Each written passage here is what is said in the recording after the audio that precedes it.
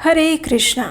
हमारे जीवन का व्यतीत हो रहा एक एक क्षण कितना कीमती है, उसकी कल्पना भी हम नहीं कर सकते।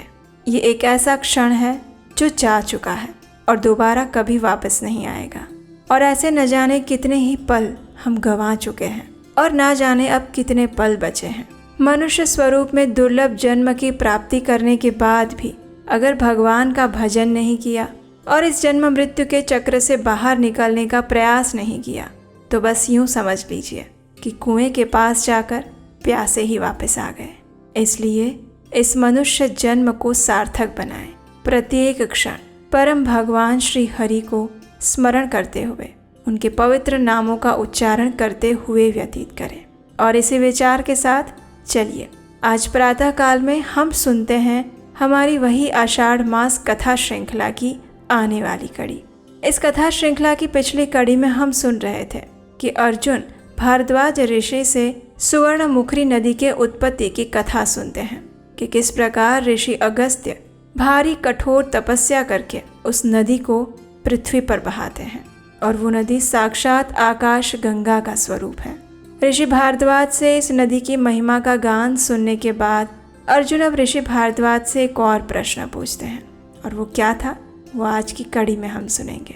तो चलिए आज की कथा आरंभ करते हैं। अर्जुन ने पूछा, हे मुने, सुवर्णमुखी नदी में किन किन पवित्र नदियों का संगम हुआ है और इसमें कहाँ पर स्नान करने से समस्त पाप कट जाते हैं और मनुष्य यमराज के भय को नहीं प्राप्त होते। ऋषि भारद्वाज ने इसका उत्तर देते हुए कहा, हे कुंती नंदन, अगस्त्य पर्वत से जहाँ पहले पहल महानदी सुवर्णमुखी पृथ्वी पर आती है उस तीर्थ में स्नान करके मनुष्य कृतार्थ हो जाता है। ये पावन तीर्थ त्रिभुवन में अगस्त्य तीर्थ के नाम से जाना जाता है।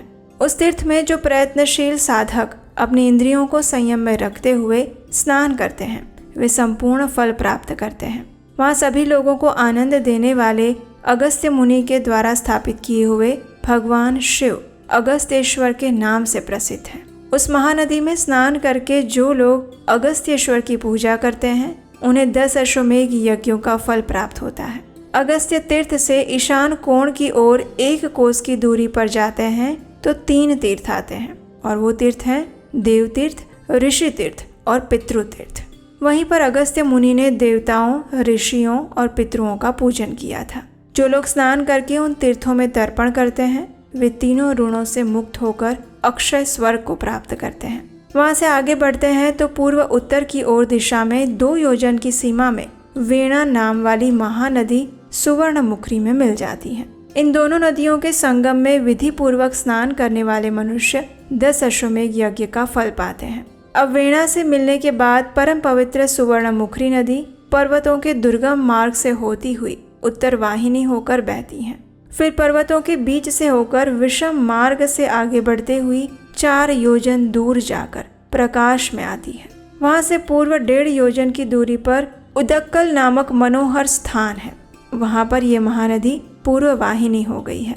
वहीं पर भगवान शंकर का अगस्त्येश्वर नाम से प्रसिद्ध एक और शिवलिंग है जो स्मरण मात्र से मनुष्यों के समस्त पापों का निवारण करता है। जो मनुष्य उस महानदी में स्नान करके इंद्रियों को संयम में रखते हैं अगस्त्य मुनि के द्वारा स्थापित भगवान पार्वती नाथ का दर्शन करते हैं वे अनेक जन्मों की उपार्जित पाप राशि को दूर करके अनंत काल तक स्वर्ग लोक में सुख भोगते हैं। वहां से तीर्थ समुदाय से सुशोभित सुवर्णमुखी नदी पुनः आधे योजन तक उत्तर की ओर बहती है और वो प्रदेश हिंताल, ताल और शाल आदि वृक्षों से बड़ा सुंदर दिखता है। वहीं पर व्याघ्रपदा नाम की नदी सुवर्णमुखी नदी में मिल जाती है और उन दोनों नदियों के संगम में स्नान करने से 10 अश्वमेघ यज्ञों का पूर्ण फल मिलता है। व्याघ्रपदा नदी के तट पर शंख तीर्थ सुशोभित है जो सभी पापों का नाश करने वाला है। शंखेश्वर नाम से प्रसिद्ध भगवान शिव वहां पर विराजमान है।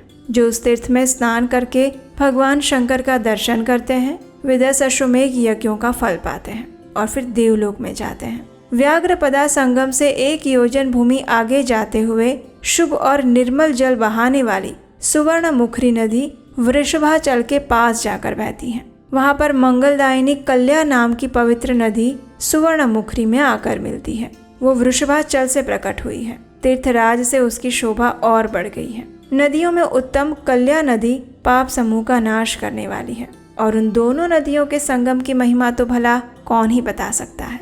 जहाँ बीच में ब्रह्मशिला विराजमान है और अगस्त्य जी की तपस्या के प्रभाव से गया तीर्थ का वास है, उन दोनों नदियों के पवित्र संगम में स्नान करने वाले मनुष्य 100 पुंडरीक यज्ञों का फल प्राप्त करते हैं और उनके ब्रह्म हत्या आदि पाप भी नष्ट हो जाते हैं। उसके बाद महानदी सुवर्ण मुखरी के उत्तर भाग में आधे योजन दूर सुप्रसिद्ध वेंकटाचल पर्वत पर विराजमान है। उसके बाद महानदी सुवर्ण मुखरी के उत्तर भाग में आधे योजन दूर सुप्रसिद्ध वेंकटाचल पर्वत विराजमान है।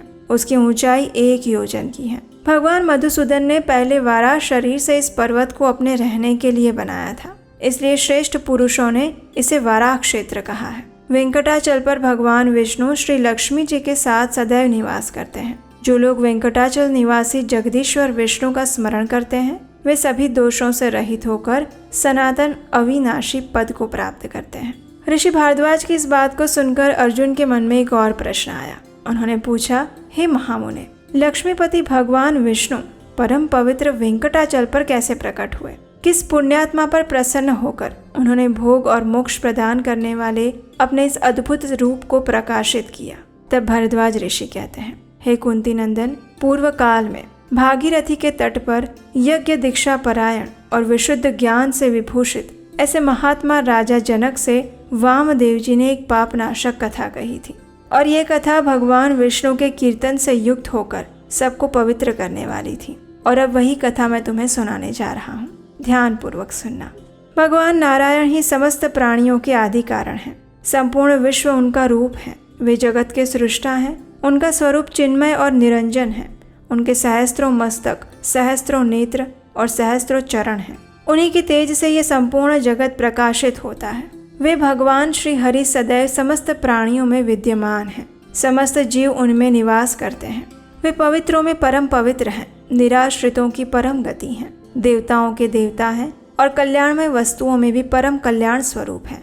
जनार्दन भगवान विष्णु का आदि और अंत नहीं है। उनके स्वरूप को इदिमत्थम रूप से जान लेने में ब्रह्मा आदि भी मूढ़ हैं। वे अजन्मा होकर भी जन्म लेते हैं, सर्वात्मा होकर भी शत्रुओं का वध करते हैं और स्वतंत्र होकर भी अपने भक्तों के अधीन रहते हैं। सर्वज्ञ भगवान गरुड़ध्वज ही कर्मों के साक्षी हैं। मुनि लोग एकाग्र चित्त होकर उनके स्वरूप की खोज करते हैं। भगवान के चतुर्व्यूह नाम से प्रसिद्ध 4 स्वरूप हैं और उनके नाम है संकर्षण, वासुदेव, प्रद्युम्न और अनिरुद्ध। पहले प्रणव का उच्चारण हो, तत्पश्चात भगवान के प्रकाशमान हृदय स्वरूप नमः पद का उच्चारण हो। उसके बाद भगवान और वासुदेव ये 2 पद हों। इनसे जो मंत्र बनता है वो मंत्र है ओम नमो भगवते वासुदेवाय। ये मंत्र भगवान के स्वरूप का प्रकाशक है। जो प्रतिदिन एकाग्र चित्त होकर इस मंत्र राज का जप करता है वो भगवान विष्णु की कृपा से समस्त सिद्धियों का भाजन होता है। भगवान श्री हरि ने कल्प के आदि में जिस प्रकार प्राणियों की सृष्टि की है अब वो सुनाता हूँ। सृष्टि का चिंतन करते समय भगवान विष्णु का जो रजोगुण युक्त तेजोमय स्वरूप प्रकट हुआ वो ब्रह्मा के नाम से विख्यात हुआ। उन्हीं भगवान के मुख से त्रिभुवन के स्वामी इंद्र और अग्नि उत्पन्न हुए। उनके नित्य करुणा पूर्ण शीतल हृदय से चंद्रमा प्रकट हुए, जो जल, समस्त औषधि वर्ग तथा ब्राह्मणों के रक्षक हैं। भगवान के नेत्रों से संपूर्ण विश्व को प्रकाशित करने वाले तेजोनिधि सूर्य देव उत्पन्न हुए, जो जाड़ा, गर्मी और वर्षा काल के कारण हैं। श्री हरि के प्राणों से समस्त जगत के प्राण स्वरूप महाबली वायु का उद्भव हुआ, जो ग्रह, नक्षत्र आदि को धारण करते हैं। भगवान की नाभि से अंतरिक्ष और मस्तक से आकाश की उत्पत्ति हुई, जो समस्त भूतों के आविर्भाव का कारण है। भगवान के चरणार बिंदु से सभी भूतों को आश्रय देने वाली पृथ्वी उत्पन्न हुई। उन परमात्मा के कानों से संपूर्ण दिशाएं प्रकट हुई। उनके चिंतन मात्र से भूर्भुवः आदि लोक, रसातल आदि पाताल और यक्ष, राक्षसगण आदि उत्पन्न हुए। भगवान ने अपने मुख, बाहु, उरु और चरणों से क्रमशः ब्राह्मण, क्षत्रिय और वैश्य तथा शूद्र को जन्म दिया। वेद, यज्ञ, घोड़े, गौ और भेड़ आदि जीव उनकी उत्पत्ति का कारण अचिंत्य हैं। जिन परमेश्वर से उत्पन्न हुए हैं उन्हीं देवादिदेव भगवान विष्णु के संकल्प से स्थावर, जंगम प्राणियों का समुदाय और भूत, भविष्य, वर्तमान काल भी प्रकट हुए। वे ही बड़वानर का रूप धारण करके समुद्रों का जल पीते हैं और प्रलय काल में अपने अंदर विलीन हुए समस्त जगत की पुनः कल्प के आरंभ में सृष्टि करते हैं। सूर्य और चंद्रमा का रूप धारण करके वे ही अंधकार का नाश करते हैं और सबको काल के अनुसार धर्म में लगाते हैं। इस प्रकार वे सभी जीवों की जीवन वृत्ति चलाते हैं। फिर कल्पांत के समय समस्त संसार को अपने उदर में रखकर लीला से शिशु की आकृति धारण करके एकार्णव के जल में वट के पत्र पर शयन करते हैं। जब जब धर्म की हानि होती है और अधर्म बढ़ने लगता है, अथवा जब जब देवताओं को बड़ी भारी पीड़ा भोगनी पड़ती है, और जब जब अपने भक्त साधु पुरुषों पर भय उत्पन्न करने वाली विपत्ति आ जाती है, तब कौतुकवश उस अवसर के अनुकूल रूप धारण करके भगवान शीघ्र ही जगत का कल्याण करते हैं। भगवान मधुसूदन की महिमा को जानने वाला कोई नहीं है। इतना कहने के बाद ऋषि भारद्वाज ने समय के विषय में एक अत्यंत महत्वपूर्ण बात बताई, और उसे हम सुनेंगे हमारे इसी आषाढ़ मास कथा श्रृंखला की अगली कड़ी में। उसे याद से सुनने के लिए आपके अपने चैनल उपदेशाष्टकम को सब्सक्राइब कीजिए, इस वीडियो को लाइक कीजिए, सबको शेयर कीजिए, और हम आपसे मिलेंगे इसी कथा श्रृंखला की अगली कड़ी के साथ कल प्रातःकाल। हरे कृष्ण।